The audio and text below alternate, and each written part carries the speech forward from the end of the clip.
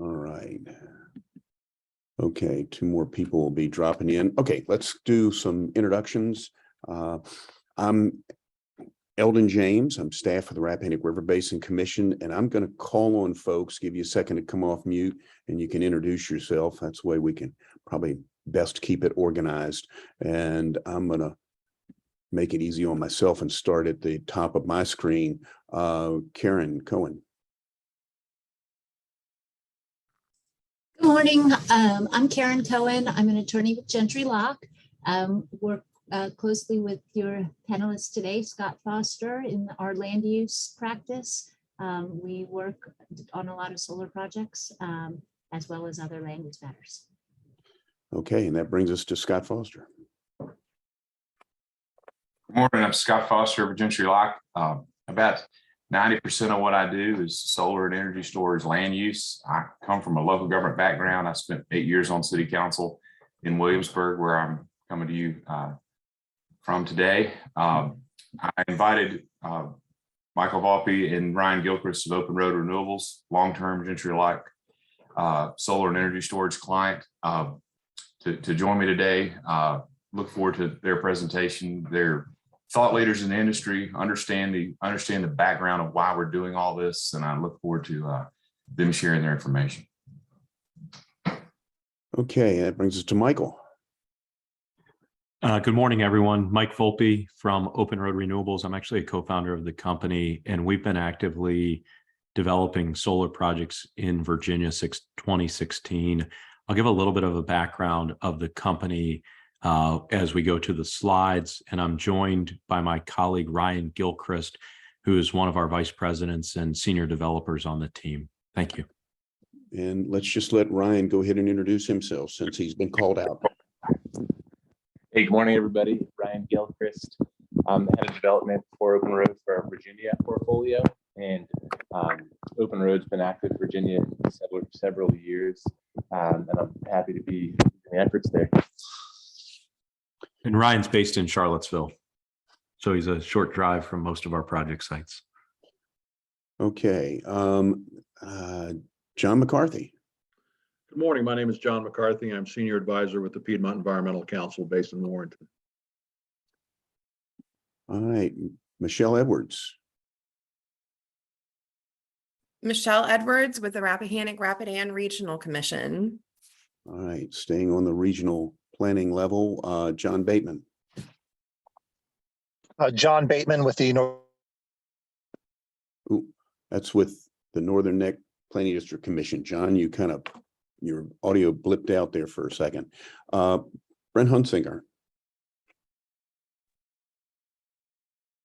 Well, good morning. My name is Brent Hunsinger. I'm Title Programs Manager with Friends of the Rappahannock. Okay, continuing on down my list, I'm going to move to the two folks presenting in the second slot today. Brian Stuver, did I do that right? Oh, you did. Good morning, Brian Stuver, Manager of Environmental Compliance for Project Construction at Dominion. Been with Dominion since 2013, managing environmental compliance programs at a whole host of our power stations, and actively working on solar development right now. Very good. And Amelia Boshin? Good morning, everyone. Amelia Boshin with Dominion Energy. I work in Dominion's corporate environmental group and support teams that manage development of solar projects from the diligence stage through construction and into operations. Thank you. Okay, Missy Neff. Good morning, Missy Neff. I'm Senior Advisor for Environmental Outreach with Dominion Energy. Thank you, Missy. Bill Latney. Good morning. I'm Bill Latney. I'm a landowner in Westmoreland, King William. Adam Schellenberger.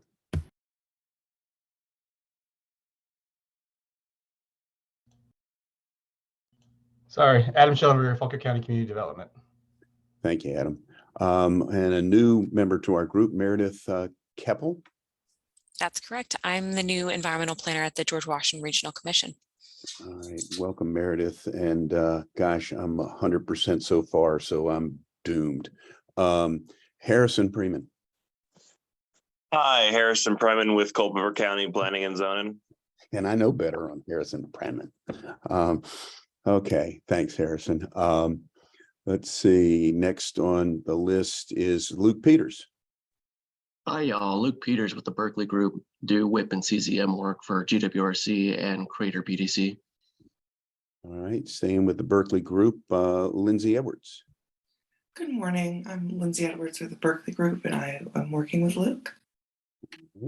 Sarah Holberg. Hello, I'm a land use planner based in Stanton, working with the Alliance for the Shenandoah Valley on solar. All right. Tommy Blackwell. Good morning. I'm Tommy Blackwell, Commissioner of the Revenue in Essex County and a friend of the Rappahannock. Thank you, Tommy. Joe Wood.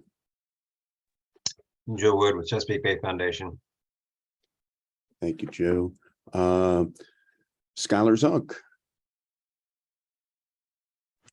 Good morning, everybody. Skylar Zunk with Energy Right that I founded along with my colleague Blake Cox to bring a conservative and rural voice to these energy discussions. Great to be back with you all today.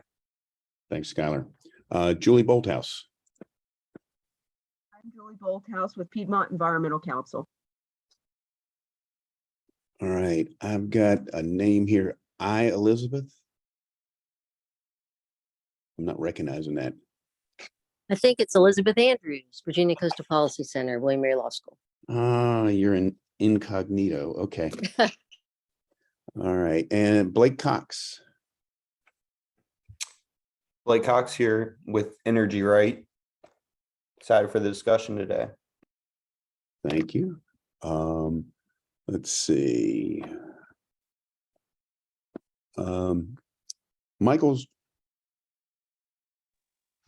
Michael Zahner with the Berkeley Group Environmental Programs Director. Good morning. Good morning. Thank you, Michael. Let's see. All right, Patrick Fanning. Did I see Patrick on the list? No. Okay.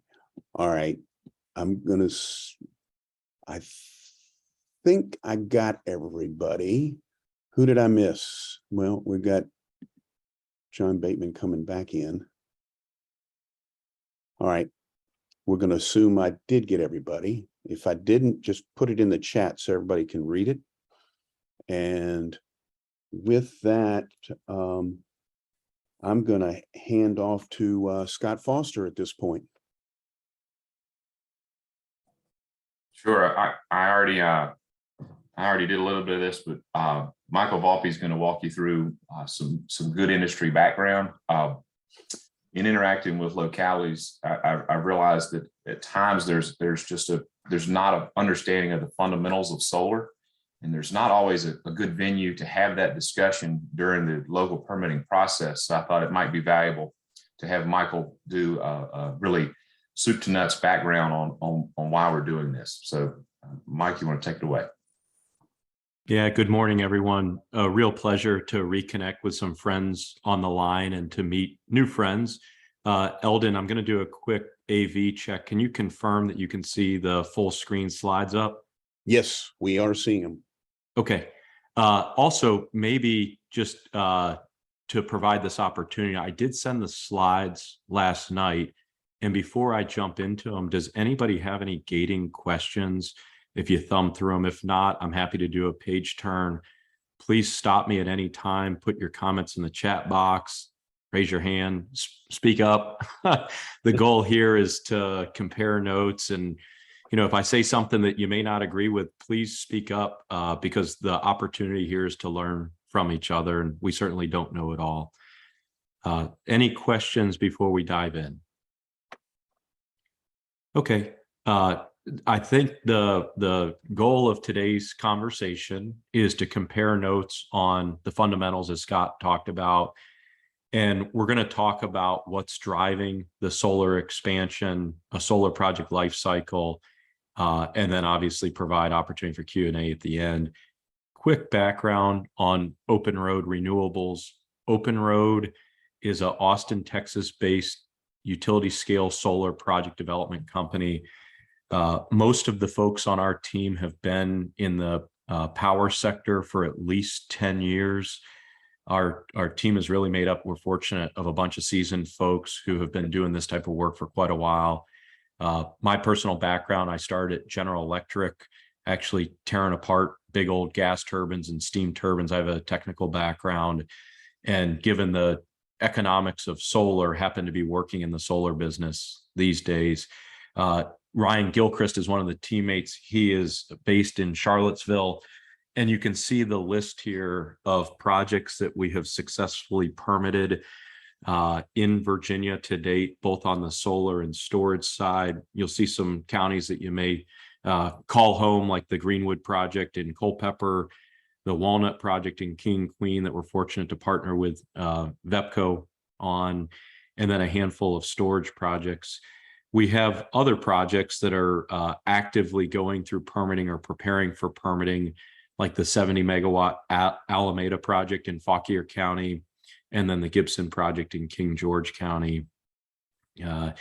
We think of ourselves as sort of multidisciplinary in terms of how we go about the business, with a real focus on problem solving and community engagement. Any questions about the projects that you see here? If not, we'll move on to the next slide. So within the marketplace, simply, we see three key drivers of the solar expansion: the declining cost of solar, corporate demand, Fortune 500s, and then state and PJM-wide renewable portfolio standard demand. I'm going to get into each of these three as we progress. But this is what are sort of the market-based drivers, or the fundamental drivers from an economic perspective, of why we're sitting here talking about solar today. 8 years ago, 10 years ago, these phenomenon were not in play. But as time moves on, things change, and the three changes that have resulted in drivers of the solar business are declining cost of solar panels or the equipment, Fortune 500 demand, and then renewable portfolio standard demand. This chart here shows the levelized cost of electricity of utility scale solar over the last decade or so, where we see between an 80 and 90% decrease in the levelized cost of energy. The levelized cost of energy is looking at the cost on a dollar per megawatt hour basis. That's a common denominator where you compare different forms of power generation. This next slide is one that y'all may have seen before, and this is something that we're going to stop and spend just a minute on. This is a third-party source called Lazard, which is a credentialed entity, and this is unsubsidized analysis. So taking any subsidies out of different forms of power generation. You can see here on the screen, I'm going to annotate it, that utility scale solar on a levelized basis, and this assumes, I believe, a location in the desert Southwest, but the economics for solar in Virginia are slightly, probably more expensive than this, but not much, are competitive with traditional forms of generation down here in the bottom on a levelized cost basis. It also is instructive to answer the question of, well, if solar is this great, why are we not doing solar strictly on rooftops? And you can see here that rooftop residential solar is roughly 3 to 4 times more expensive than utility scale solar. The reason for the difference in the economic profile of ground mounted utility scale versus rooftop residential behind the meter is based upon the scale benefits and the energy production benefits and the install cost benefits that you get from these larger projects. You guys have probably also heard about community solar. Here's where the levelized cost of community solar is, which is probably roughly 2 times more expensive than utility scale solar. Again, this is unsubsidized. So taking any subsidies out of it, looking at the comparative cost. And this is the cost side of the equation, that utility scale solar over the last 10 years has really become a competitive generating technology relative to all other forms of generation. Are there any questions here? I see a few comments in the chat box. Okay.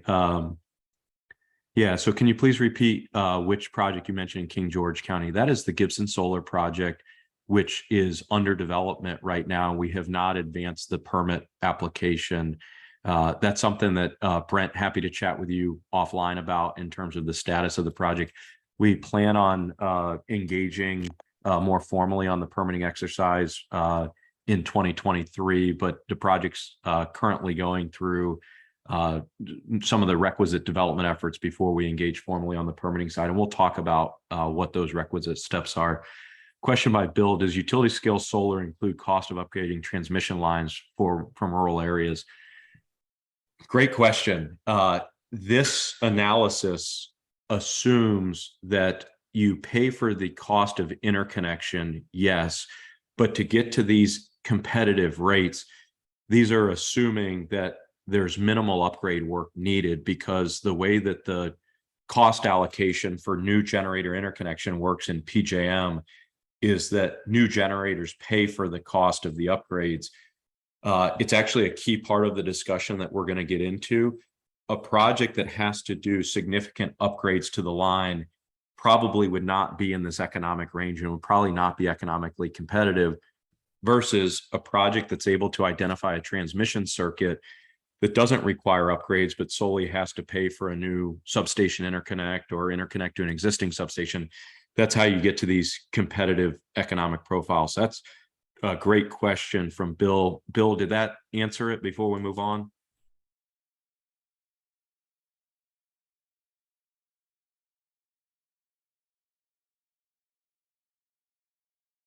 Great.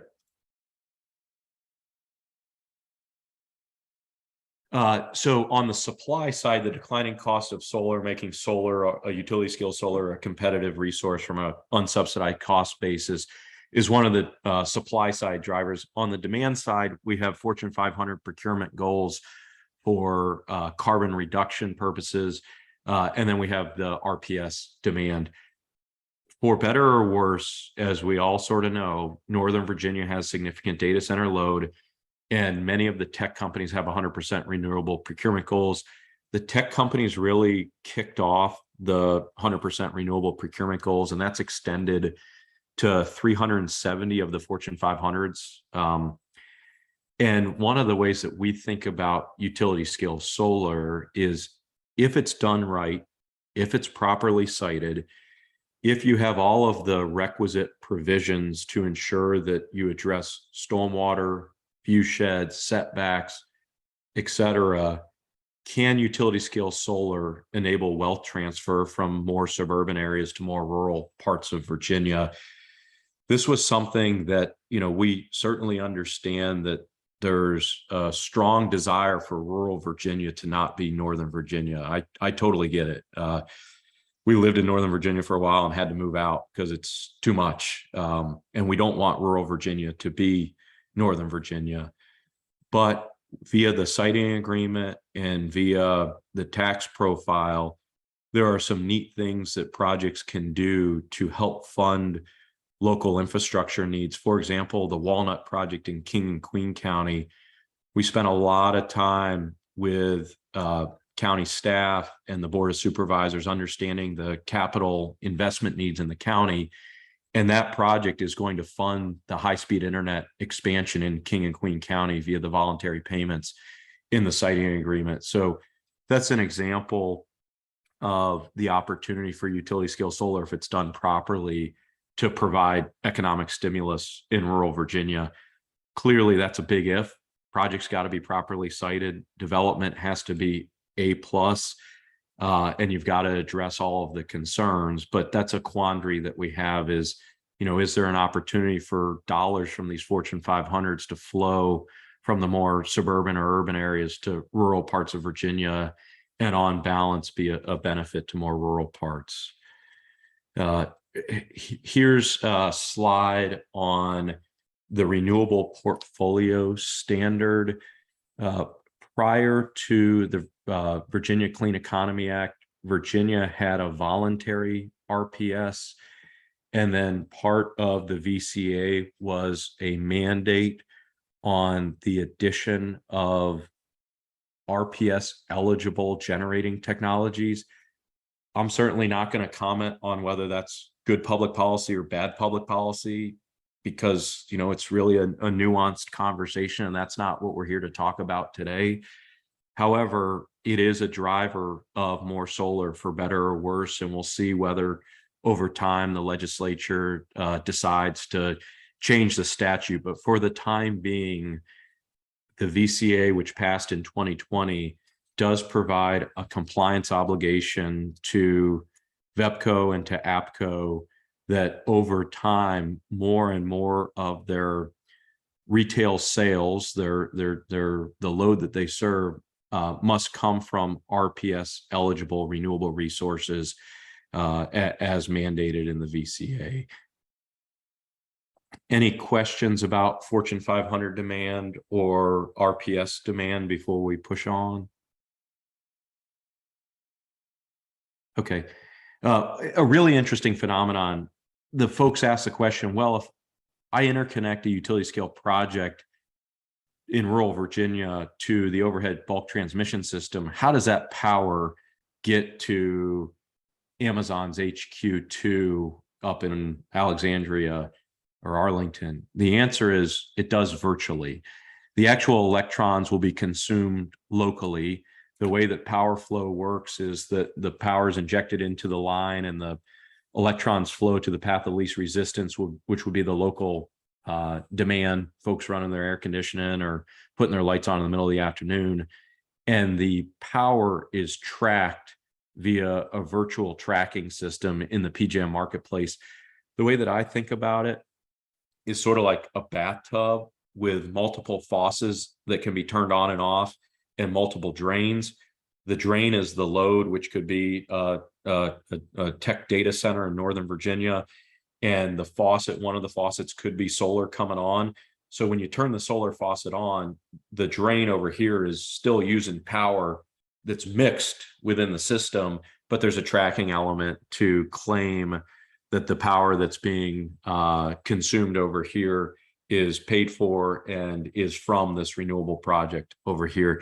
Fairly complex topic. If there's questions, happy to dig into it. Otherwise, it should just be known that the claims that are being made, the actual electrons are consumed locally, but it's a virtual transaction.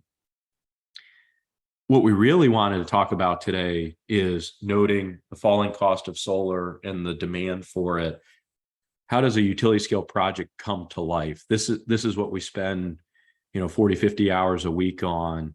And it's a far more rigorous and complex exercise that may be appreciated. And it all starts with site selection and power flow analysis to identify transmission elements that can accept additional energy flowing through the system without triggering expensive upgrades. This is a snapshot of the bulk high voltage transmission system. This only goes down to 345 kV. Within Virginia, there's also 115 kV circuitry, 230 kV circuitry, 138 on the APCO system, and then it goes down to 69 kV and then medium voltage from there. But we're really talking about the bulk transmission system, which would be 69 kV, 115 kV, 138, and 230 kV as sort of the common interconnecting voltage. The way the system has been set up, as y'all know, is we have load in the manufacturing, industrial, suburban, urban areas. We have bulk high voltage transmission system, and then we have generation. And the reason for this is that to get to the best unit economics, the least cost, most reliable system, we have centralized generation, we have bulk transmission, we have distribution.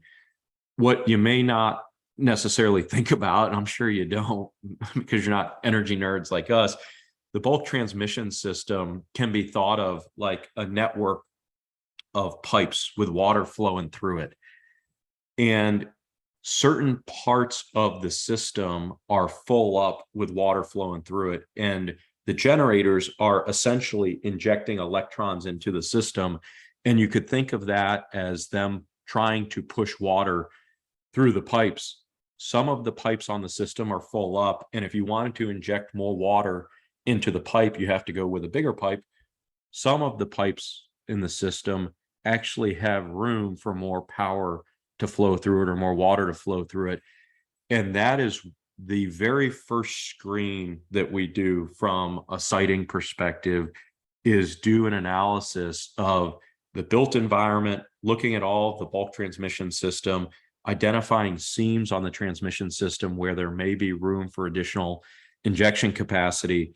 And then from there, looking very, very judiciously at the underlying land use and the constraints from it. Once we identify a suitable site that has the attributes of injection capacity without needing to upgrade the lines, because that could be a fatal flaw from an economic perspective, the right population density. Obviously, you can't build a large project where there's a lot of homes around it. The right topography, no floodplains or wetlands, no threatened or endangered species, additional considerations on the subsurface. It takes a state and a thought that you could do sort of solar everywhere, and it really, really, really narrows down the volume of suitable sites. From that, we do landowner outreach, where we send them a handwritten note. Says, we haven't had the chance to meet, but we have identified that your acreage may be suitable for solar. Are you interested in us having come by your farm, learning more about it? And from that, if there's interest and the additional desktop screening sort of pans out that the acreage may be suitable for ground mounted solar, we would then enter into a lease or an option to purchase that you have to have binding site control before you can formally kick off the studies with PJM and the transmission owner. In order to get into the PJM queue study process, you have to have an agreement in place with the landowner or landowners for sufficient acreage for the project that's being proposed. So before any of the formal technical studies are initiated, there's a partnership with a landowner. And usually there's a 5, 6, 7 year term where the landowner will agree that they'll keep farming the land and the studies can commence. And then if the project goes forward, there would be a long-term lease, or we would have the option to purchase their acreage if they're interested in selling it. All of this takes generally 6 months or so to identify a site, engage with landowners, put the binding agreements in place. And then we kick off the formal transmission studies with PJM and the transmission owner. The transmission owner in Virginia would either be VEPCO or APCO. And we kick off the field surveys where the desktop analysis indicates there are X, Y, and Z constraints, but there's more robust field surveys that are actually done that are part of the local and state permitting process. And these field surveys, what they really do is they take what you think to be a usable acreage envelope and they further constrain it based upon items and issues that are identified in the field that you need to set back with, such as wetlands, such as culturally or historically sensitive areas, things like that, that would be identified through the development process. And one of the unique natures of solar, while it does have a large footprint, the design is modular in nature, so you can set back from the critical items, the constraints that are identified through the development process. I see a few questions in the chat, so let's go there. From Sarah. Hey, Michael. Yes, sir. I've just been made aware that Dominion folks have now got a time constraint. Let's just leave these questions in the chat and try to pick them up at the end, if we can. Okay, happy to. Thanks. Cool. Okay. Well, two really great questions from Sarah and from Julie that we'll hit at the end. this is the point of the conversation that I'm going to hand it back to Scott to talk about local permitting, siting agreement, state process, et cetera. Seems like a lot of the folks on the line have a high degree of expertise on this, but Scott, I'm going to leave the slide up and pass it over to you. Sure thing. We could spend half a day talking about permitting solar in Virginia, but I'll attempt to do a high level review and provide my perspective with both my old local government hat on and my land use representing solar and energy storage developers. I've been doing this long enough now that I've helped a number of jurisdictions on behalf of our solar clients adopt solar ordinances. So I've been able to see these things from start to finish, and also been involved as localities come back and provide further modifications based on their lived experience with solar to the ordinances they've adopted. Just as an overarching concept, if I were to design an ordinance that resulted in best outcomes for both the locality and the developer, it would be one that has, of course, clear terms, but also affords the developer and the locality flexibility to design a project on a case-by-case basis based on individual land features and current uses, topography, adjacent uses, et cetera. The ordinances that provide us the flexibility to use existing natural features like existing vegetation, et cetera, to put a project on a given parcel or parcels in a creative way that minimizes offsite impacts really is the closest to the win-win for everyone that we can receive. I'm gonna walk us through some permit conditions that we developed in Lancaster County. I picked this set of conditions because I come back to them all the time. They were developed in hand with the local planning and county administrator in Lancaster County. It was, I think, Open Road's third project big project in Virginia. It was approved this time last year, and Michael, I'll try to share my screen here.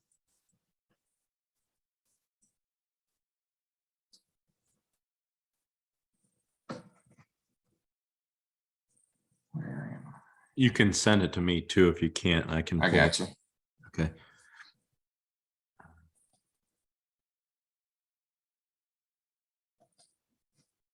All right. So as I walk through these, you'll see the different themes that are in the ordinance and things I'll elaborate on. Number one is just a general boilerplate section, as is two, reciting all the parcels.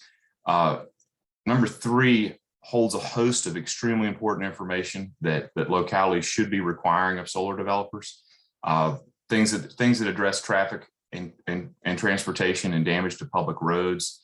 You need comprehensive public protection during the construction phase, and good developers should be more than willing to provide that. That provision is based on lived experience in a number of jurisdictions where those protections were not in place and should have been. Erosion and sediment control and stormwater. It is the hot button issue in solar development in Virginia right now. The pending DEQ regs are still in flux. Again, every locality in Virginia has different topography, different soils. So we need to be flexible and work with individual localities so that they're comfortable that the adequate protections exist. Your CUP or SUP conditions are a place where that can happen. So that's what we did at Lancaster. Cultural, historic, natural resources. Some localities are requiring us to give them this up front, but the majority of the real legwork on this issue happens during the PBR process, which I'll cover in a little bit. So a lot of times we'll have those items submitted at final site plan with maybe the initial survey, desktop survey as part of the local land use. Decommissioning. Most ordinances today address decommissioning in some form. The state code requires that we provide bonding. Localities are empowered to provide additional detail as to bonding, whether you're allowed to calculate for net decommissioning costs, meaning the salvage value is included, the frequency at which the decommissioning cost estimate is updated, the type of decommissioning security. We prefer the maximum amount of flexibility for decommissioning security, because a company like Dominion, a parent guarantee is more than sufficient. A small company, a traditional bond is probably a better product. So leaving flexibility for that is ideal. So it's even though most localities already have some decommissioning provisions in their ordinance, the best situation is one that requires it, but the specific terms are implemented on a case-by-case basis based on that individual developer situation. We feel like, as from the development community, the questions on decommissioning are fundamental gating issues for localities and what generate frankly the majority of the comments. What is going to happen when this thing needs to come out of the ground? So we like to address this up front, be as comprehensive as possible, so that the locality and the public feels well protected. Emergency planning, we've seen a number of examples where this could have gone better with early projects developed early. So our standard operating procedure is to provide a comprehensive emergency plan that's in a binder to localities, and then on a periodic basis conduct training of local emergency service providers. That's something that you should expect of developers from a local government perspective. Proof of insurance. Hey, Scott, just to interrupt, there was a question about EMS, and we're hearing stories of responders not being able to access sites, particularly when fire breaks out. VDEM doesn't seem to play a role unless requested to. The way that this condition is structured, it's part of the final site plan review when the detailed design is known. But if you can scroll back up to it, a key element of the emergency plan is under X, Y, and Z scenarios, whether the first responders enter or not, et cetera. And all of that would be expressly laid out in the emergency plan. There are some situations where, depending on the technology, the response is you don't go in. Other situations you do, but all of this is flushed out in a comprehensive emergency plan that goes along with the final site plan and detailed design. John, I don't know if that answers your question or not, but certainly localities should require an emergency plan prior to giving approval of the final site plan. Agreed. And I believe on down here, we have a condition on facility access where first responders will have access via a Knox box, which I think has become a standard provision as well. Responding to that very question. So proof of panel specifications. This is one that I was dealing with last night, Isle of Wight County. A lot of folks are concerned that panels are toxic. So what we often provide conditions that panels will have passed either what we refer to as the TCLP test or our tier 1 modules, which is more or less, those are the same two standards to ensure that you guys the panels being placed in these communities are of the very best variety and have passed all applicable tests, that you're not getting some substandard, some panel. There's, to be perfectly frank, a lot of misinformation on this topic. The TCLP test is where they grind these panels up and run acid through them, attempting to get the components of the panels to leach out. They have to pass that test before they're put into your communities. So, these things are safe, and that's really the bottom line. Number 4, setbacks.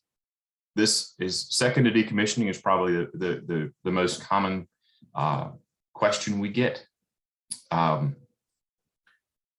as I said at the outset, an ideal ordinance is one that allows us the flexibility to account for adjacent site features and design setbacks on a customized basis. I call out Lancaster County all the time because they provide that flexibility, and the Waller project really reflects that flexibility. That project involved a bunch of wooded parcels that were extremely remote, and the ordinance provided us flexibility for a smaller setback on those remote parcels that abutted other adjacent woodlots. And as a result, we were able to provide substantial setbacks in areas that are actually sensitive, where there's someone who will benefit from that setback. That's just Lancaster's a great example of building in that flexibility, and I'll talk about that with landscaping as well. Fencing is something that has evolved in the last several years. The fencing standards are set forth by the NEC, the technical standards of what the fence has to do. But there is additional flexibility so that this doesn't look like your traditional, 6-foot chain length, 3 strands of barbed wire on top. There are new models of solar fencing that are much more agricultural in nature, that blend in better, and a number of localities are requiring those, which is a good thing. Lighting, one of the better things about solar projects is really no lighting associated, but most ordinances have something in there about lighting, so we're happy to comply. Construction hours, again, this is based off the lived experience of early projects. Conditions or the ordinance or both should address construction hours to ensure that adjacent properties have some peace throughout every day and on the weekends. And in this situation, we did 7 to 7 Monday through Saturday. No activities on Sunday unless they're behind, and then the county administrator the zoning administrator had to sign off. Noise, exact same issue. Lancaster had a fairly prescriptive noise provision, which we clarified here. Signs, really not an issue with solar, but we like to address it to make sure there's not going to be some big, ugly, glaring sign there for the entire time the project exists. Vegetative cover. Some ordinances address this, some don't. We wanted a provision here regarding what was going to be done between the panels to make that absolutely clear. Keeping in touch with the county is key. So providing this annual report is something that we were happy to do in Lancaster so that they understand what's going on in the facility. It's just a good best practice and something that you should expect. Technical standards. This is something we've developed from experience in having built several projects or understanding the experience of those who have built projects on which standards will be complied with. Disposal of project components is another hot topic right along with decommissioning. Just making sure that it's done in a proper way. They're not sitting around on site, and it's done in accordance with manufacturing EPA regs. Public liaison, this is a standard provision I put in almost every set of conditions now. It's a designated point of contact for the project that is established typically early on, maybe final site plan, and stays in effect for the life of the project. So that anytime the county has a question, there's a one-stop shop to address that. So I'll come to your questions here at the end, guys. I'm sorry. So here's another one. Reimbursement of county expenses for third-party experts. We want to develop in general, we want to develop solar projects with as little cost to the locality as possible. So if you all require some third-party expert to review projects or review our submittals, et cetera, it's become a standard practice to provide some compensation or some level of compensation to make that happen. It's the right thing to do. B, minimizes county expenses, and C, it's kind of like it's another way we're trying to make solar like economic development. In this situation, Lancaster asked that we provide an erosion and sediment control professional, which was a good idea, and we were happy to do. This comes back to your early question, county access for emergencies and inspections. So regular inspections, we just asked for 24-hour notice and adherence with state safety features. And then emergency access where damage to person or property has occurred shall be immediate. So we clarified that in this situation. Violations and remediation. These are big projects. In most situations, they're the largest project that these rural counties will have yet to encounter. So we feel it's important to put together a very clear NOV, notice of violation process, and clear terms for remediating issues. That helps both the county and the person the company who's building the project. Again, I've already alluded to this emergency services training, making sure your local first responders are up to date. And it's important to do this regularly because we all know that local first responders turn over. We want to make sure people are adequately trained. And I'll come to solar economics in a bit, but in this situation, we went ahead and during the development process, we identified a need at the Upper Lancaster Volunteer Fire Department for some infrastructure and made that a condition of this permit, which we were able to do so by state law. I'll talk about that in a bit. And Mike alluded to PJM and how these projects are apply and are interconnected to the grid. Most local ordinances provide some sort of deadline to act on your local government permit, whether it's receipt of building permits, whether it's final site plan, et cetera. Because PJM is so backed up right now, those default timelines imposed by localities are often too short to get a project through final permitting. So we're often modifying those terms via a permit condition to allow that additional runway for the project to actually be constructed. In this situation, we pushed it out to 5 years, which is acceptable. But understand that there are forces beyond the control of the developer that may make it difficult, if not impossible, to comply with those default provisions in local ordinances. So I'll talk a little bit about because I kind of glossed over buffers and screening. Every single person on this call has driven past a solar facility that they probably didn't like how it looked. Development community is no different. Pretty much every locality I work in has a project that is frankly ugly. And we have to work to re-educate localities on how solar can look. And coming back to local ordinances, a lot of ordinances are very prescriptive in what a buffer has to look like and what those planning schedules are like, what the geometric layouts are. The best ordinances are the ones that, again, provide the developer flexibility to design the most effective and most aesthetically pleasing vegetative buffer. Paramount to that is retention of existing vegetation, and not only retention of existing vegetation, but periodic inspection of that vegetation to make sure that it is effectively screening the project. And number two, creativity on what new vegetation is installed where existing vegetation does not exist. I know aesthetics are in the eye of the beholder, but I much prefer solar farms that are developed in a natural way so that you drive by them and or hopefully may not know they are there. So when an ordinance requires, geometric layout plantings of, trees and shrubs, that's going to end up looking like a golf course. And that's my personal opinion.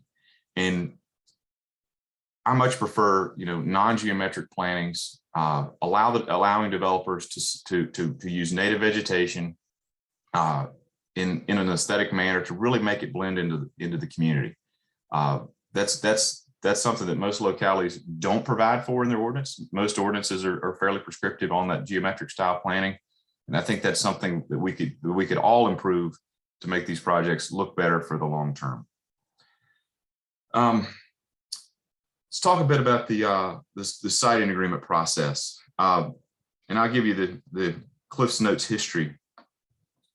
The siting agreement was developed really out of necessity from both the development community and local governments.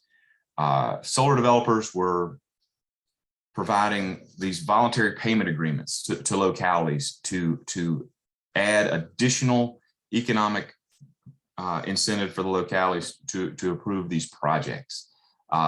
They early on were tied to things like emergency services, things that could actually actively serve the project. Localities and developers were entering into these, but we realized there needed to be a better vehicle for this. And Open Road in their project in King and Queen in coordination with Tom Swartzwelder, the county attorney and county administrator there, and my boss Chip Dix came up with this solar siting agreement concept, which is really modeled on the landfill siting agreement concept that provides a legal vehicle, to provide additional revenue to localities above and beyond the statutory tax obligation of a project, and B, the siting agreement can serve as a financing instrument to secure anticipation bonds, and C, act as a puzzle piece that fits around and incorporates your conditional use permit conditions to add an additional layer of enforceability. The other thing the siting agreement does is it allows localities the flexibility to vary from their ordinance on a case-by-case basis. If you include a provision in the siting agreement that differs from your zoning ordinance, the siting agreement trumps the zoning ordinance. So we've used that effectively in cooperation with localities where there may be a setback we can't comply with, or some small provision of the ordinance that just doesn't fit. So that affords us the flexibility to have that modification, but also the locality the flexibility to look at a project on a case-by-case basis and say, hey, this makes sense, this works, but not have to amend their ordinance and set the entire thing aside. It's also, there's really no limitation to the creativity that we can house in a siting agreement. As Mike mentioned, the Open Road is making the local VATI grant match in King and Queen. We've dedicated valuable economic development, likely economic development parcels to localities that were adjacent to projects. We've, like I say, funded EMS infrastructure. So the world is our oyster. So it really sets up a nice venue for conversation between the local government and the developer to come up with creative solutions and really position solar as economic development in a way that wasn't otherwise available.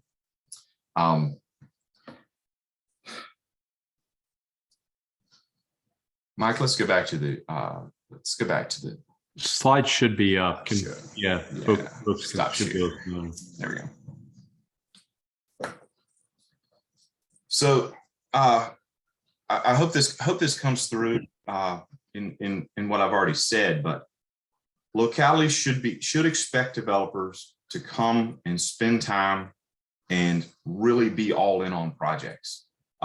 Good developers take the time to meet with localities and really design projects with their input and feedback, spend time in the community. An example I use in the Waller project in Lancaster, we were sitting there with Don Gill, the county administrator, and Craig Adair was the developer for Open Road. And Craig knew almost every landowner's name who was adjacent to the project. He was sitting there with Don and said, that's so-and-so, that's so-and-so, that's so-and-so. So to me, that's an example of ingraining yourself in the community, really knowing the impact of your project and having it designed based on conversations with all those people that surround it. That's the ideal situation. From a local government perspective, those conversations and that higher order of solar design only happen when the local government meets and discusses with us in detail. You don't have to like the project to make it better. So I think that's the real opportunity to implement these things and make them function as good as they possibly can. And then last, on the siting agreement, that is where I hold really the most hope for continued solar development in rural Virginia. It is found money for local governments. It is money that is actively changing the budgets of rural Virginia in ways that we haven't seen. That it's good money. We have to make sure that is coupled with good projects, and that's only going to happen through an effective local government approval process. Scott, I'd like to add something real quick on the permitting exercise.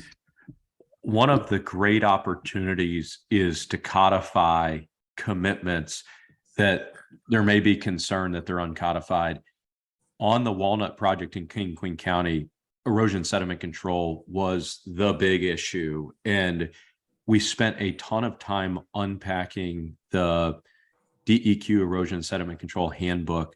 and looked at best practice with regards to perimeter control measures, temporary stabilization, permanent stabilization. And we took the approach of a belt and suspender approach where the erosion sediment control handbook governs, but rather than relying on the handbook, we actually took a lot of the concepts and inserted them into the walnut cup conditions to make it very pronounced on what the obligations were of the project to comply with the permit, and not just relying on compliance with the handbook obligations. That's something that was a very, very, very constructive exercise with King and Queen staff. I give Donna and Tom a ton of kudos for their diligence in the exercise. And I would say it took quite a while, but we got the words very precisely right to ensure that the concerns and interests were addressed, and to ensure that the project could still be built under best practices. So via the cup conditions or via the siting agreement, I'd say everything's on the table. And rather than sort of relying on an assumption that best practice will be adhered to, the permitting process as we see it is all about problem solving, making commitments, and then codifying them in writing on what the project will do. I'd also say that community engagement, as you mentioned, is very, very, very important. It's something we hold near and dear to our heart. Ryan and I recently attended a Patriot bonfire in rural Fauquier County with Skylar to engage with stakeholders in Fauquier County that, may or may not support solar. We hosted a tour with some friends from Piedmont Environmental Council of the project, and that's all outside of the formal permitting process. Because in order to develop a good project, you need to really understand what the concerns of the community are, and then come with workable solutions, and then bind the project to those workable solutions. And that takes time. So everything that Scott presented is right. And I think it may be helpful, Scott, if you want to share the Waller permitting conditions on the thread as a follow-up. Sure, happy to. Yeah. But there's this sort of informal process of engagement. Engagement allows for an understanding of concerns. And then the question is how creative can you be in problem solving to address the concerns, and then stick the landing by codifying the commitments that have been made. Correct. And I've been talking for a while, so I'll go quickly through PBR and CPCN final site plan. So PBR is where in CPCN are where the real detailed studies come out. The high level archaeological, high level environmental, those are reviewed and approved by DEQ or the state corporation commission. Like I mentioned earlier, some localities are requiring components that would only be submitted during PBR CPCN at local permitting. I don't love that, but we're happy to provide local governments with whatever information they need to feel comfortable with approving a project. So we have complied with those requests. Following this state approval, projects come back to the locality for final site plan approval. That can be a long and detailed process. It's where we're coming back with all the work that we've been done, and it's reviewed and approved by the locality. That is also a very important collaborative process to make sure all the actual implementation of the conditions that have been provided and the guidance from the state is codified in that final site plan. Let me comment on that real quick too. At the time of going through the conditional use or special exception permitting process, we're making commitments on what the project will look like. But at that time, we don't know the precise panel that will be selected, the precise racking, the precise inverter, but we know that there's a design envelope on usable acreage and commitments that we're making in terms of minimizing the impact to the local community. The reason that you have sort of this multi-stage process is at the final site plan review, you have actually locked in your equipment selection. And whether you have a 500 watt model or module or 550 watt module, it'll actually impact the number of modules that you have in the field, and then the precise location of where a pile will be driven and what the precise layout is. We can't know that information when we go through the cup permitting process, because we don't know in a year and a half when we come back with the final site plan approval or whatever that is, what the precise vintage technology is that we'll be using. A good analogy is you're building a house and you know that you're going to have a flat screen TV on a wall in the family room, but you don't know whether it's going to be an LG or a Sony or whatever. You just roughly know it'll be roughly this size, but the actual precise size and vintage and type of size of the TV won't be known when you're actually doing the design work. It'll be known once you actually come back to move in. So I don't know if that analogy is helpful or not. In the interest of time, I propose that we keep rolling through the presentation and then field questions at the end. Are you good with that, Scott? I can roll. Yeah, and what I'm gonna add is when you guys are done, I've cataloged 9 questions that are sitting out there in the chat that haven't been addressed yet. We're gonna flip over to Dominion, and then we're gonna hit the questions on the back end, and we all have a hard stop at 11. Okay, great. Well, let's push on then. PJM reform, what's that all about?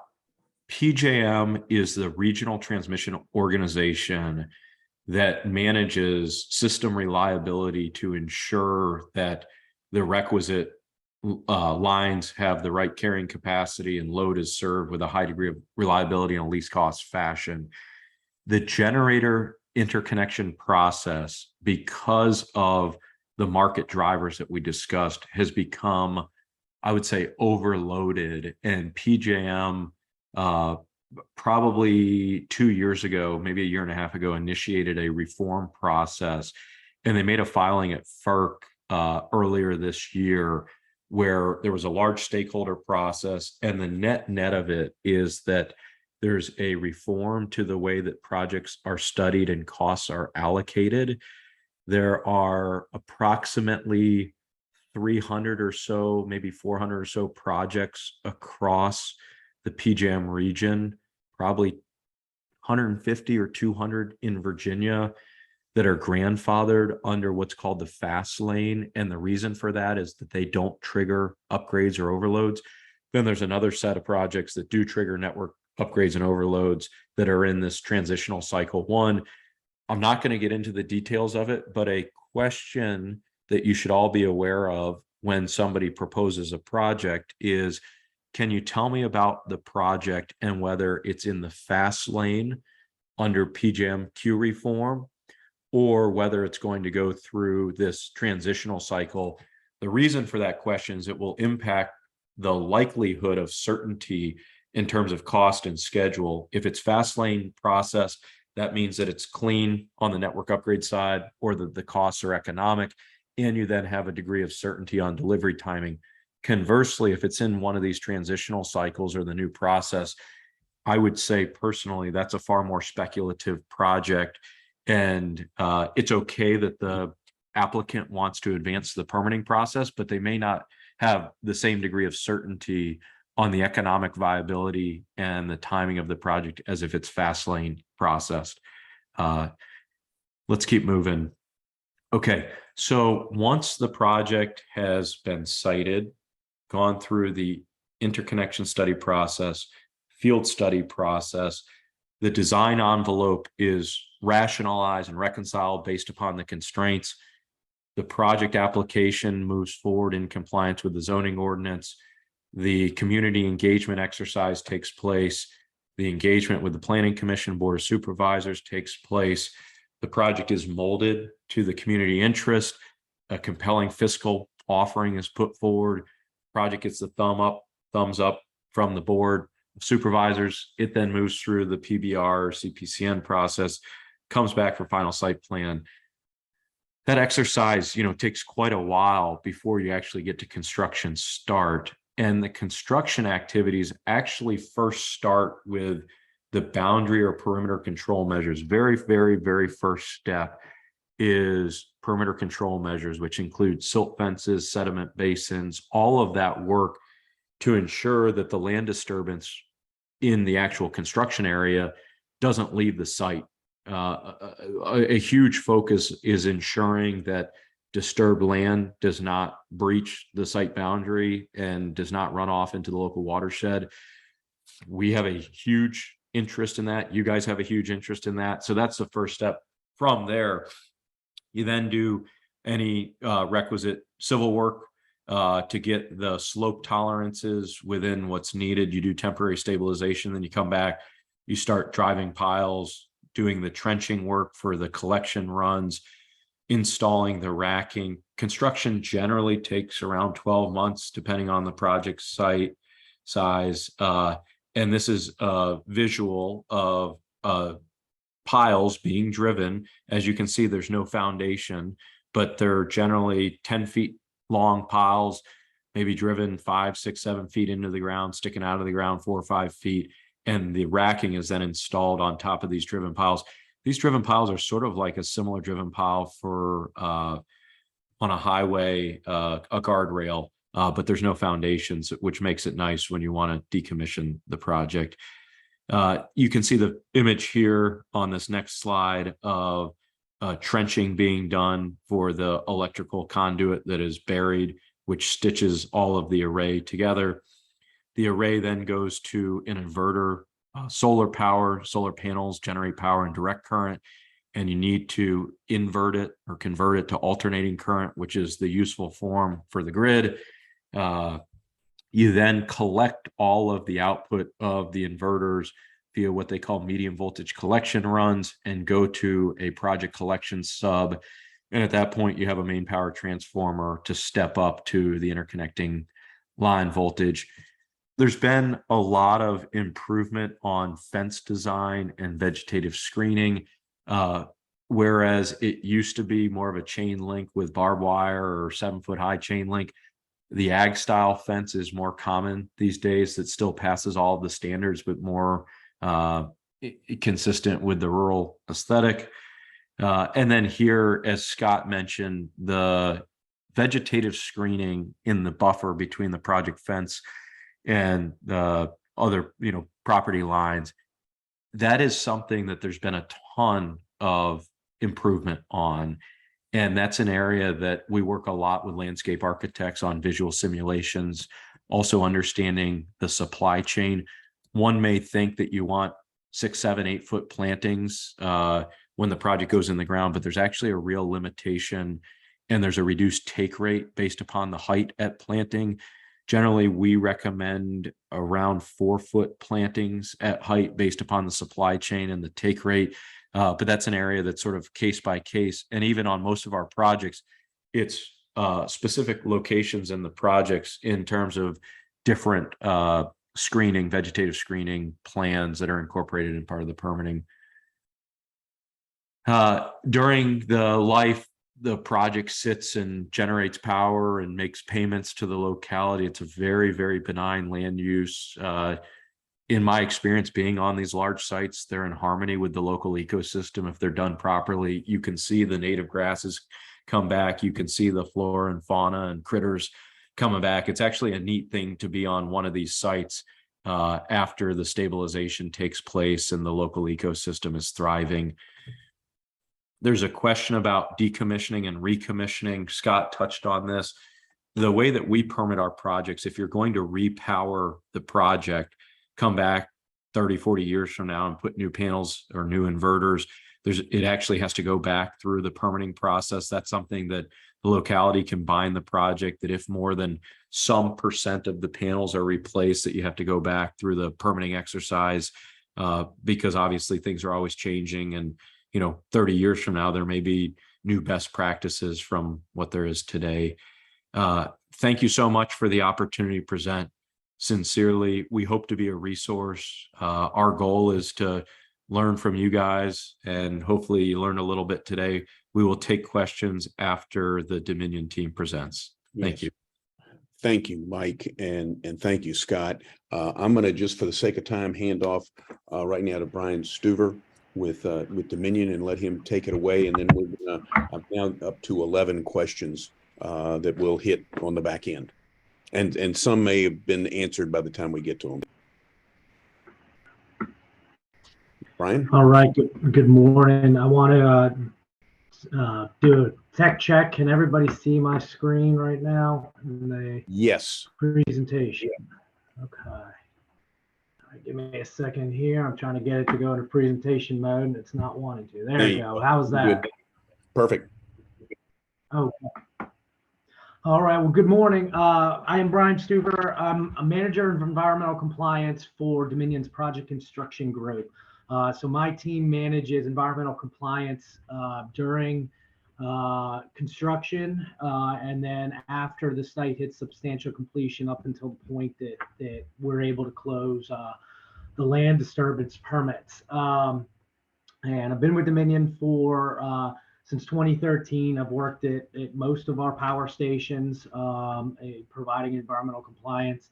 And the presentation that I have today is a little more geared towards thoughts on environmental compliance. And it does have some notes, but I think the other team just covered that very well. So I'll gloss over some things.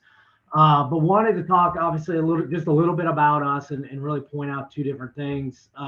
With this, we've reduced our carbon dioxide emissions 57% since 2005, and we have committed to a net zero carbon by 2050. So, that's a lot of the drive of what we do. And it's very interesting talking to, folks who've worked with the company, 30, 40 years now, how much change they've seen in the last couple of years and really kind of driving the change in the company's direction, the types of power that are, how we're generating our power, serving our customers. So the other thing that I wanted to point out too is we've now moved up into the second largest solar fleet in the United States, active solar fleet, and with a lot of development on the horizon.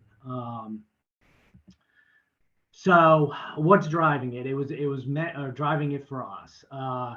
It was mentioned earlier, the Clean Energy Economy Act. That is, from the solar perspective, it's 16.1 gigawatts of solar by 2035. And with that, 1,100 megawatts of small scale solar, distributed solar, less than 3 megawatts.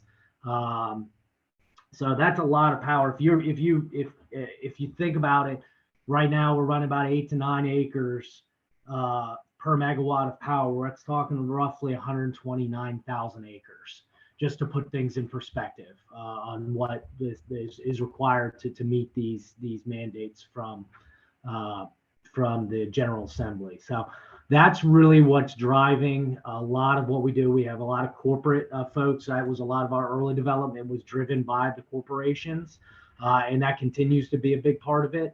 But the Clean Energy Economy Act really did have some very profound impacts on where we're going. So right now we have 9 active projects under construction at the utility scale solar size, and then we have 2 distributed projects, and we have to work to balance that. Driving towards this low carbon future. There's not a lot of usable land in and around the really urban areas, so we have to balance, where we can fit distributed projects and where we can fit the utility scale projects to really to balance and to hit the targets for the renewable energy. So that's one of the big drivers in citing a lot of the utility scale solar projects, in areas where we have the land, but also access to the proper transmission lines to get that power out and to serve our customers. So with that, we are working with developers. We are self-developing projects. It's kind of an all of the above approach for us to be able to meet a lot of these targets. Timeline on projects. So this is kind of really our perspective on things. We have developers come to us with projects. We do a study of the site and of the proposal that comes to us with the developers, and this timeline is really kind of focused around that developer provided one. We begin discussions with the county permitting. The other big thing that comes in very early in the project is that interconnection outage request. These can be made 2 to 3 years, need to be made 2 to 3 years ahead of that interconnection actually happening. So that can have a dramatic impact on the schedule. We start with community meetings very early in the projects, and we continue them throughout to try to meet with the neighbors, to try to meet with the public, answer questions they may have on the project. And then you can see as we move forward, we work to pick our general contractors, EPC selection. We work with them on getting the land disturbance permit. You can see there by third quarter of year 2, we're filing with the SEC the project, and typically will commence construction usually the quarter number 2 of the 3rd year, with an in-service date of the 4th quarter of the 4th year. So you can see these are very drawn out timelines. And one of the big challenges is a lot can change during this process, as we've seen from changes in requirements from DEQ, change in other regulations. One of the things that we foresee being a tremendous impact on solar development is the listing of the northern long-eared bat as endangered. What that's going to do is that takes the time of year that we can do any land clearing, any tree clearing, it limits it to November to April. So it takes tree clearing out of the prime construction season and puts it into the winter months, which is always a challenge from sediment and erosion control.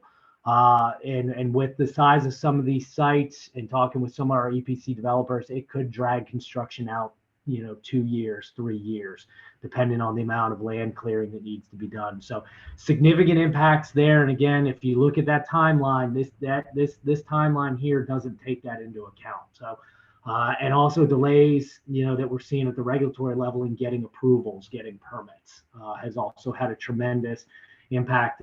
What doesn't change though is those interconnection targets. And that makes it very difficult. If you miss one of those interconnections outages, it may be another year or 2 before you can get back into that schedule. So definite challenge there.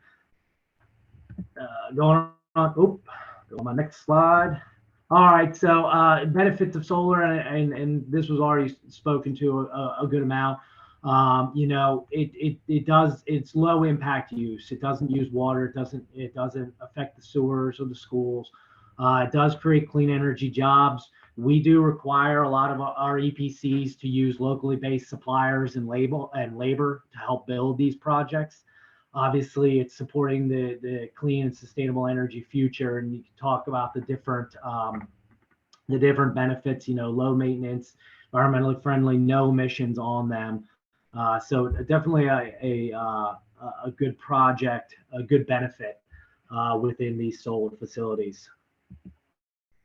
We talked a little bit about this, already, so I'll just go also real quick. But construction, a lot of folks in the area, typically 200 to upwards of 600 folks during the life of the project. Helping support those local businesses, local restaurants, gas stations, lodging. So it does have an impact, during construction. And then as it goes operational, obviously there is the payments to the localities that we're with, and also other benefits that come with that. Siting agreements. Now this was talked a lot about, so I won't really go into it. One thing I will note to one of the questions I did see is, Dominion is working. We do work with the localities to provide training to the first responders. We want them in and understanding what equipment is on our site, what the potential is. So we do actively work with a lot of the local first responders just to make sure that they are aware of the site and understand where the critical equipment is, and what we would do if there is an emergency. So a little bit, wanted to focus a little bit more now on the environmental considerations that we have when we come into a project. As I mentioned earlier, we've got 8 to 9 usable acres per megawatt of solar.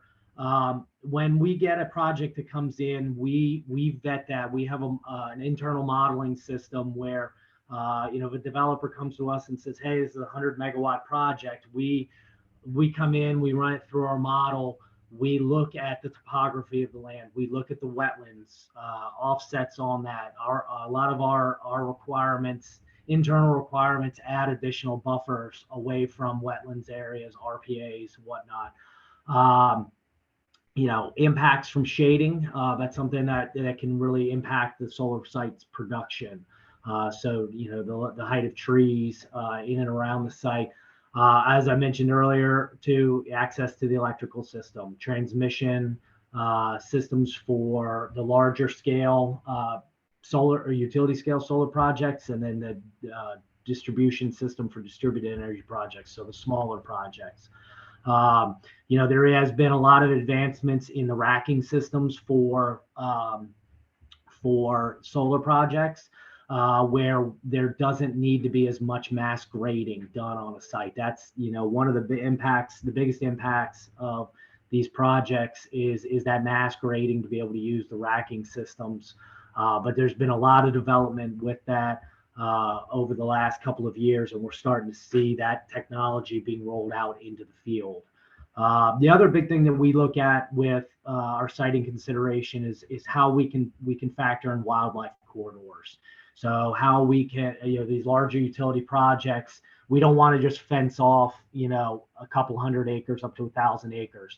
So typically the sites are developed in blocks and smaller blocks that are all interconnected together. And we're able to create those wildlife corridors in between these different blocks, allowing the wildlife unimpeded flow or passage through the project. Other considerations, as was mentioned, wetlands and streams. Like I mentioned earlier, we do look at additional buffers off of wetland areas, just to be able to provide that protection to those features. Obviously, we have to look at threatened and endangered species in the area. As I mentioned earlier, the northern long-eared bat, and also coming soon, the tricolor bat is going to have a big impact on these projects and their development. Also, cultural resources. These do take up large acreage area on the utility scale side. We do run into homesteads, cemeteries. So looking at ways that we can protect that, working with the state agencies in coordination with them, making sure we have the proper offsets to protect those areas. All right, so talking about environmental controls, and this was mentioned earlier, they were talking kind of through the life of the project. This is really where I think the rubber hits the road with these projects, and we are continually learning and evaluating our projects and lessons learned, and that is an absolute priority for us.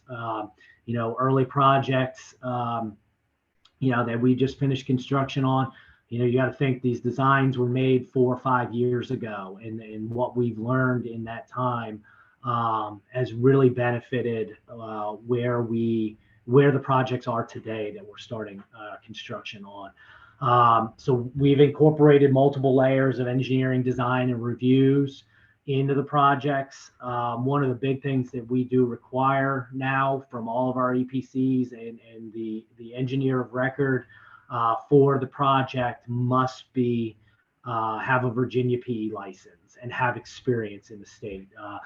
We've seen in some of the early projects with out-of-state engineers that they don't truly understand what it's like to build in Virginia. And it can be very, very challenging. We can have high intensity rain events. We can have hurricanes, and we require that local experience to really to make sure that when a site is being designed, that is being taken into account. We do environmental performance prerequisites for all of our contractors. We look at their environmental performance. Have they had NOVs? Have they had sediment releases from sites? We vet them, and if they don't meet our qualifications, they don't get to participate or work with us on that project. And again, I mentioned earlier, we have a lot of community outreach during the entire process to make sure that we are, for lack of a better term, level setting with the neighbors on what they can expect at all facets, all time during the timeline of construction of the project. From the minute we break ground to, we've hit, the site has gone commercial and we've reclaimed and got permanent stabilization and what they can expect. We try to provide that feedback, honest feedback to them, let them ask questions at any time during that. So some of the lessons learned that we have implemented on our projects, and we do talk with the localities that we are working with, about these enhancements that go well beyond what the green book, really requires. But we've seen the benefits of these changes. So we do require enhanced perimeter controls, double row super silt fence below all basins. The basins, and especially during basin construction, is when the site, that area, is most vulnerable for a sediment release. We've seen it time and time again. So you can see from this lower picture here that double row super silt fence, that would have been during construction of that basin a complete wall across there until that basin is constructed and functioning. And at that point, then we'll open up that perimeter to allow that basin to discharge. So we do require that for the extent of below every basin being constructed. We've also limited our drainage areas that can drain to a single pond. Historically, we had seen sites that may have 100 acres draining to one pond. That is a lot. It is very hard to manage that amount of storm water. So we've actually reduced that number, of acres that can drain to a single basin. And if there are exceptions that are needed to that, we will work with the developers and the engineers on that. Our stormwater conveyance features are being designed to handle larger storm events. We have seen the 100-year storm seems to be happening, every couple of years now. The sites need to be designed to be able to manage larger volumes of water so it doesn't impact neighboring properties. So we may be designing some of our outfalls for upwards of a 100-year storm event. We do have critical hold points where we review and approve our contractors, the EPCs. Typically, it's getting those perimeter controls in. We will not allow them to start upland disturbance until we feel that the perimeter controls are sufficient to be able to protect the site. Stabilization, ground stabilization, vegetation is an absolute must. You can see in some areas, if in this top picture, if we have some challenges in getting some grass to grow, we've even brought sod in some really high in areas where we're seeing challenges with the topography. So you can see those layers of wattles across there too, also to within the array field, or what will be the array field, to slow down that water before it hits the perimeter. Full suite of advanced vegetation. We're doing a lot of native plantings within our arrays. I know we get asked the question a lot about putting pollinators within the array field. The challenge that we have is a lot of the height restrictions that we have. You can't find many pollinator species out there that will only grow 2 feet. And we need to balance, the plantings versus with the movement and the production of the solar panels. So we can't have tall vegetation within the array field because it can impact from both a safety and an operation of those solar panels. So that's where we really see the challenge. But we are looking at native grass blends within the array field. And then we've been doing a large amount of pollinator species on the peripheries of the site, the areas where the arrays are not in operation. And then we're working, obviously DEQ is coming out with additional requirements, looking at sheet flow and how that goes on to adjacent parcels. There's the discussion on the imperviousness within the array field. So there's a lot of change, a lot of things that are helping guide or changing the direction on how these sites are developed. But I will say that with these changes, just year over year, we've seen an 80% reduction in the amount of our sediment releases from the site. Obviously, our goal is 0, And it's challenging when you're opening up, hundreds, even thousands of acres for development. But we've been able to reduce that amount by about 80% over the last couple of years. So that was really where I had the extent of my presentation. So happy to answer questions. Thank you, Brian, very much. And what we're going to do is, as I mentioned, I've got a list of questions. I'm going to go back and start working through those. Several of these were aimed at our previous presenters, but I want to invite Brian to chime in where he thinks it's appropriate in helping to provide Dominion's perspective as well as the perspective from Open Roads and from Gentry Lock. Okay, it seems like farmland is a target area for solar. Does your company ever consider the impacts to food security that focusing solar development in the breadbasket of the East Coast? Okay. Yeah. Eldon, Mike here. I love the question. Certainly, we think a lot about resources. That's the business that we're in. There's a few different ways to think about this. One is the reason that we're targeting previously disturbed cropland is because of the fact that the regular disturbance of ag land does not make it a suitable habitat for the critters. And the previous disturbance of the land makes it such that it fits that environmental interest of not impacting the local native habitat and ecosystem. There's also the cost side of it. Previously disturbed soils that are suitable for row crops are generally most cost effective for limited civil disturbance, limited movement of dirt and driving piles.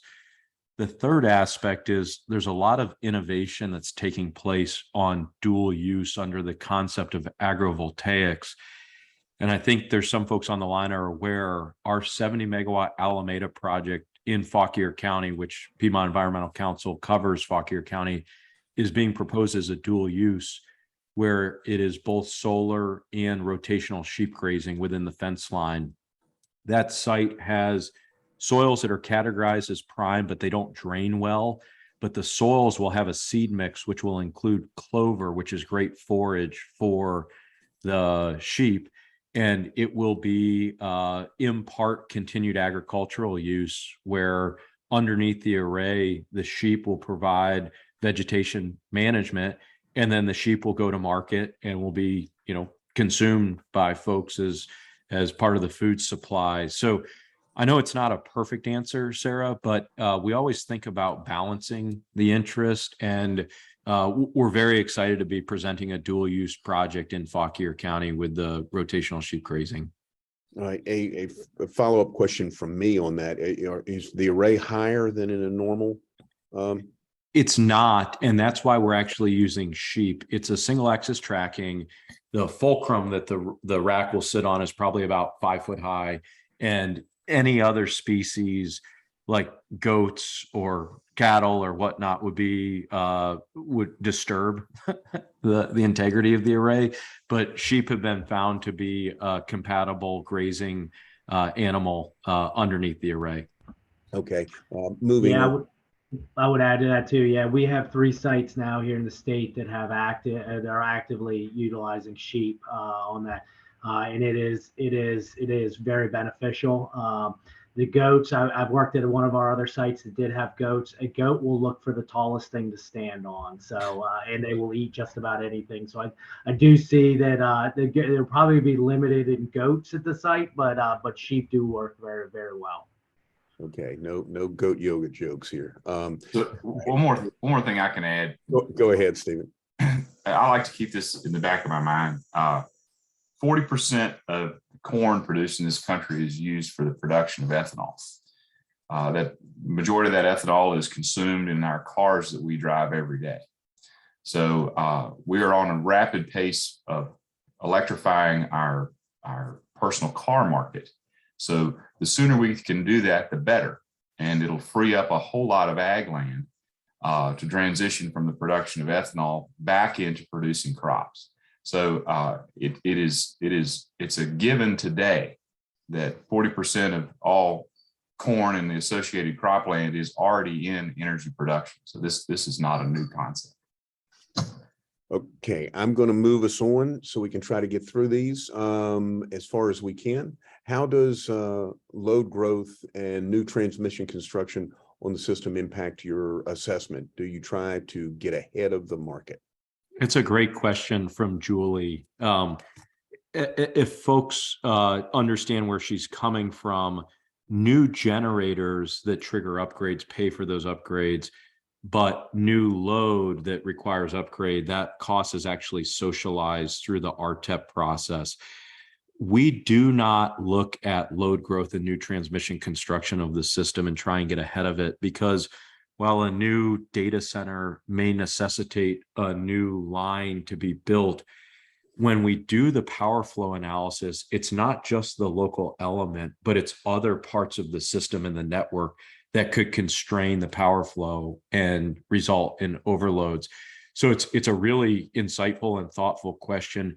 We don't do that because even if you upgrade a local line, there's likely constraining elements of a transformer 10 miles away, or another line 8 miles away, or this, that, or the other. So I appreciate the question. Julie, if you and I want to spend some time offline talking more about this question, happy to do so.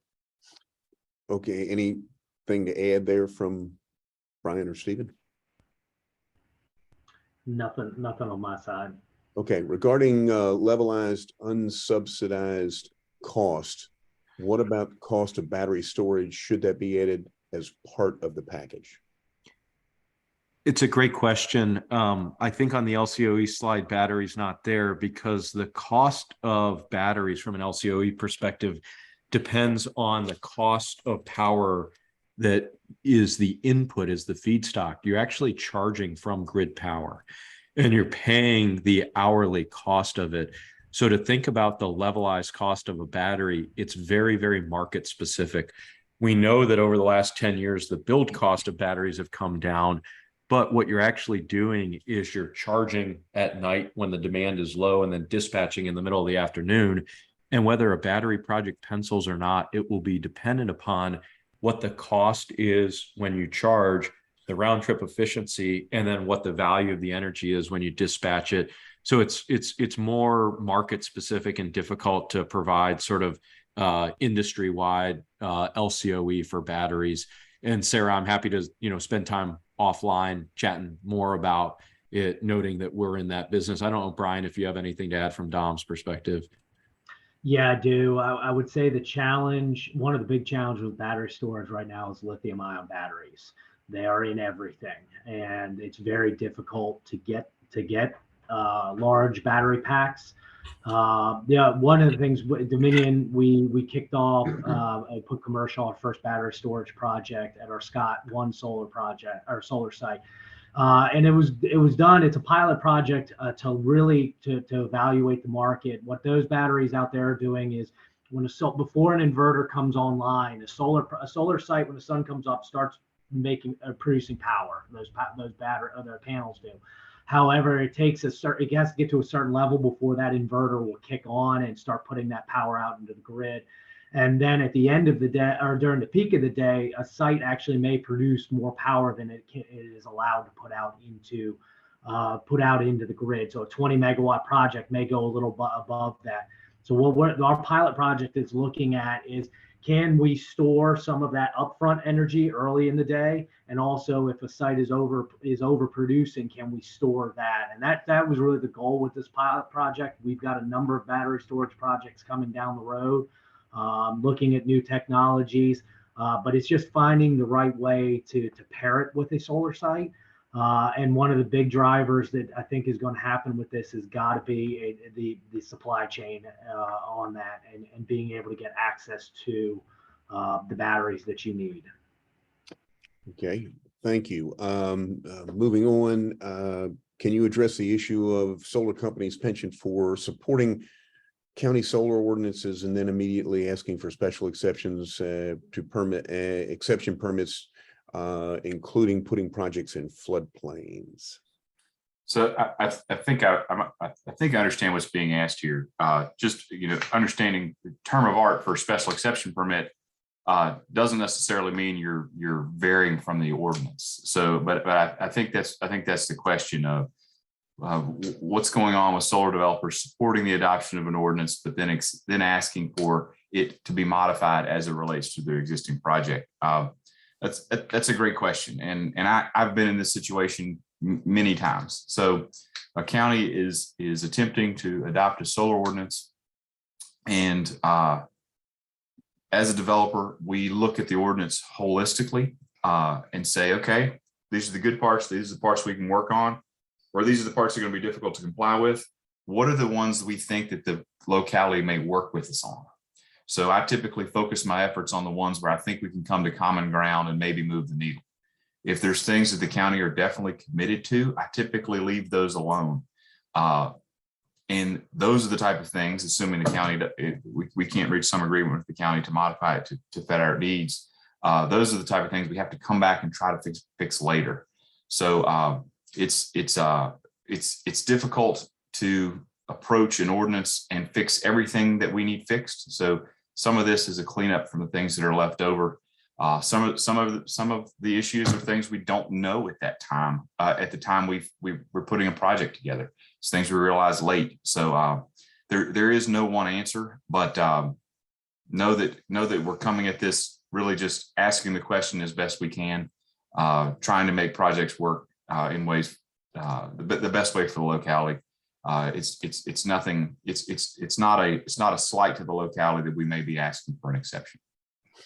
I'd like to add on to that, though, including putting projects in floodplains. As a standard practice, Open Road does not site in floodplains.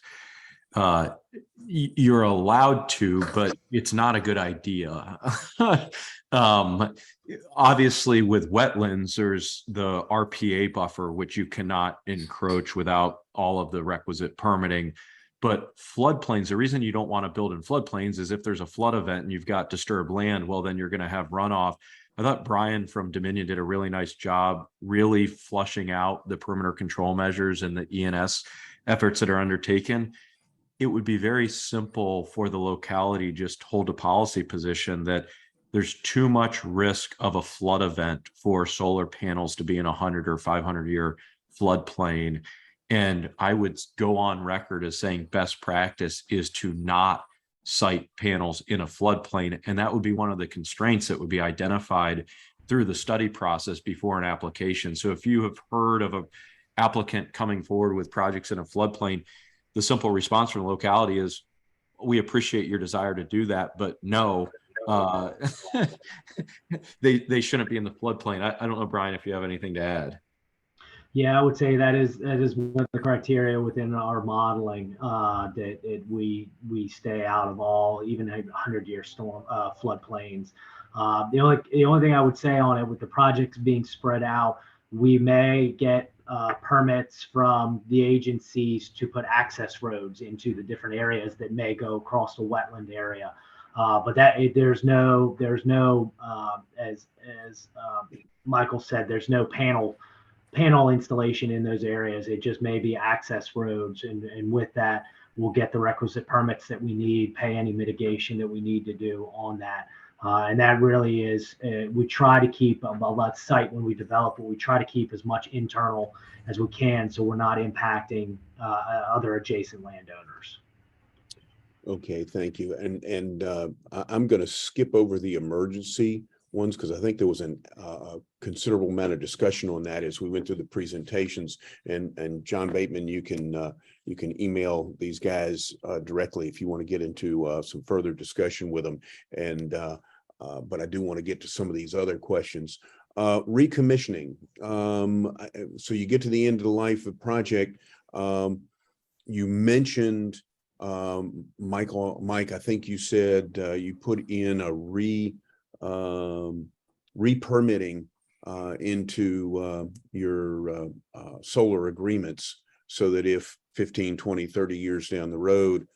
Talk about that a little bit. Yeah, generally the approach is if you need to replace panels on a small scale due to, let's say there's a hail event, and most panels can withstand damage from hail, but let's say that there's a big event and you need to go in and replace the panels. That would not require re-permitting. But if you're coming back and doing what's called repowering the facility, where you can establish a threshold metric where there's not a force majeure event, there's not a natural disaster, but you want to come back and replace more than 25% of the components on site, or whatever that threshold is that's agreed to, well, then the project would have to go back through the permitting process to be able to have the right to do that. That is one thing that we've seen. Scott, I don't know in your practice if there's other ways to skin the cat, but that's something that we would be certainly comfortable signing up to, so that the repowering process is not a by right use, but that you actually go back through the permitting process. Right. So I've seen it structured any number of ways.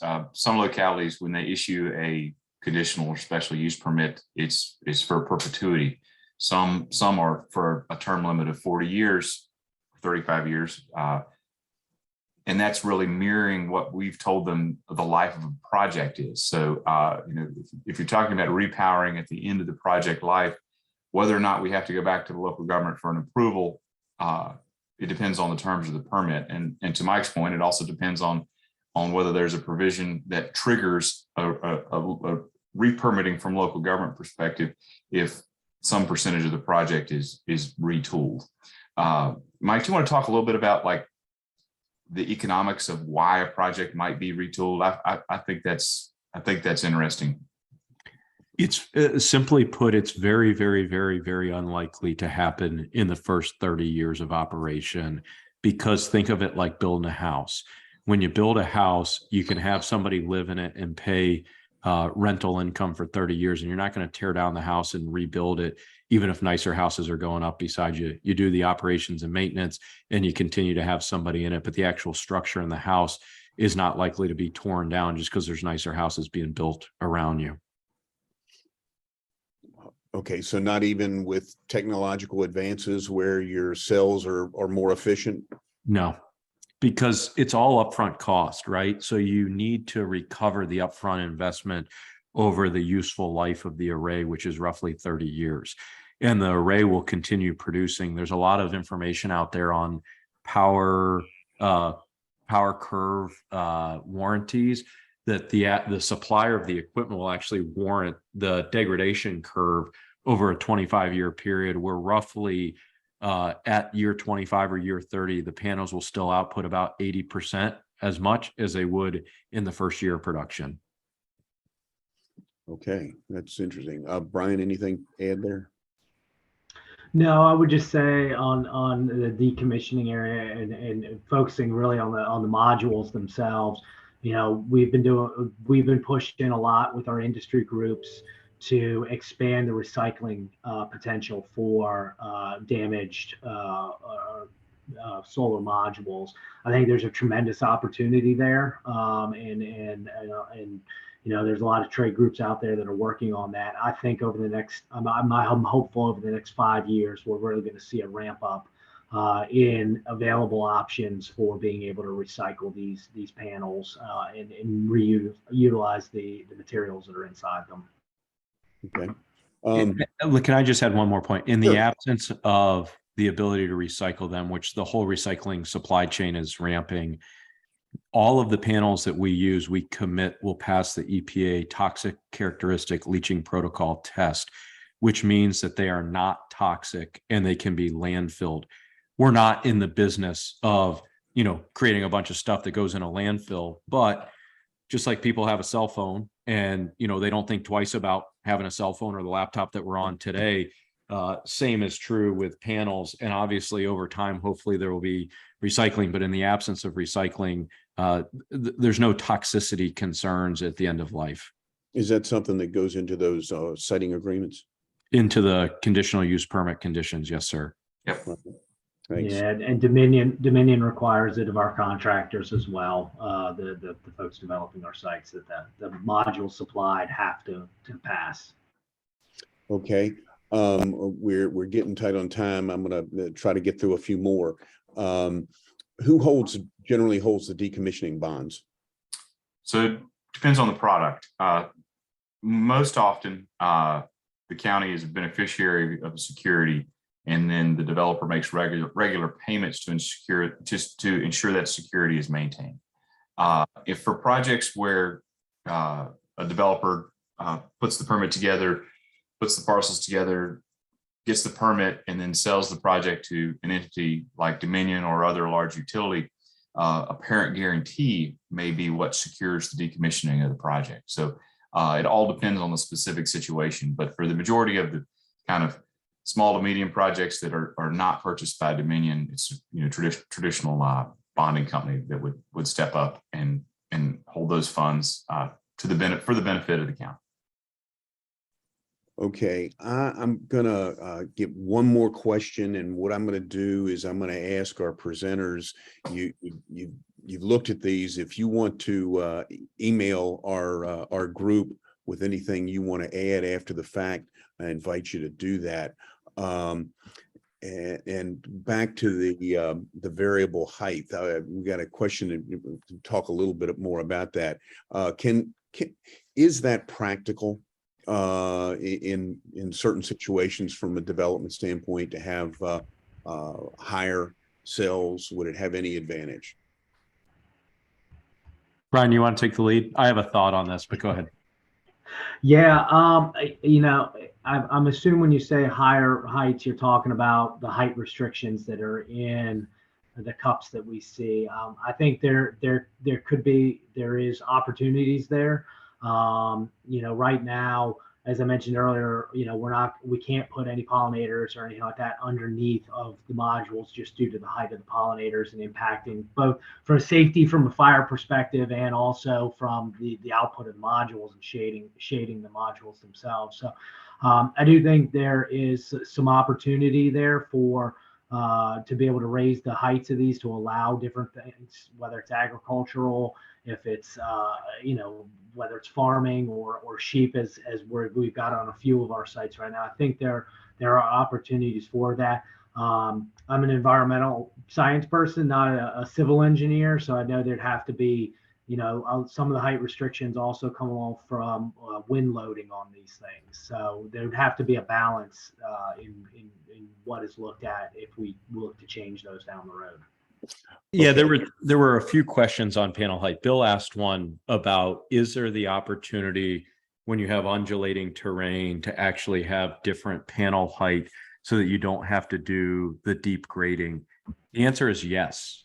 There's actually technology out there where there's telescoping vertical component of the racking system so that you have a uniform horizontal plane, but the underlying ground has some undulations. We're seeing slope tolerances expand as well. This is an area that the racking suppliers are digging into. 5 years ago, you had to be fully graded, and to preserve the soil quality as best as you can, you scrape the topsoil, you segregate it, you partition it on site, you do the deep grading, you then go and redistribute the topsoil. Even when you do that, you're going to lose some of the soil integrity. So there's an area of innovation on racking suppliers to look at reduced grading requirements, increased slope tolerances by having a telescoping vertical components of the rack. The second question was on, can you have racking high enough to grow crops underneath? The answer is not yet from an economic viability perspective, due to the increased cost of steel, the increased install cost where you're now having people walk up on a ladder, the increased wind loading that Brian mentioned. But the whole area of agrovoltaics multi-use is probably the area of the greatest amount of innovation.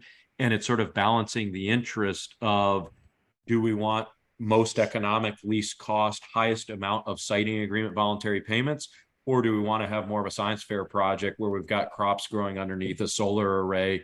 And I think in time, the interest will be balanced based upon the locality and the state and public policymakers' interests. but that will evolve over time is my view. Okay, our window here is going to expire on us, so I'm not going to do any more questions. I need to do a little bit of wrap up. And the very first thing is to thank all three of our presenters. This was tremendously valuable information, and anything you guys want to add to the record, just send to us. I'll get it out to the group, or you've got the email that went out yesterday, and that pretty much is the group that was on this call. Plus we've got to we got to create a record of all this when we're done with this process. Speaking of done with this process, our last meeting of the year will be November 16th, and we'll be hearing from the electric cooperatives. ODAC will be with us, and then the commission meets on December 7th. Obviously, we won't have a final report ready by then. That's not going to happen before March, the next time the commission meets. But Drew Hammond will be with us at that meeting, and he's going to be talking about, among other things, those regs that were mentioned early on in Scott and Mike's presentation. So, folks, thank you, everybody, very, very much. And I'm gonna call it there simply because I haven't got time to invite any more comments, because we're gonna expire. Anyway, gentlemen, I really appreciate it. It was great presentations, and feel free to add anything you'd like to after the fact. On that note, thanks everybody. See you on the 16th of November. Have a great day. Thank you for convening this, Eldon. Yeah, thank you very much. Appreciate it. Take care, y'all. Bye now.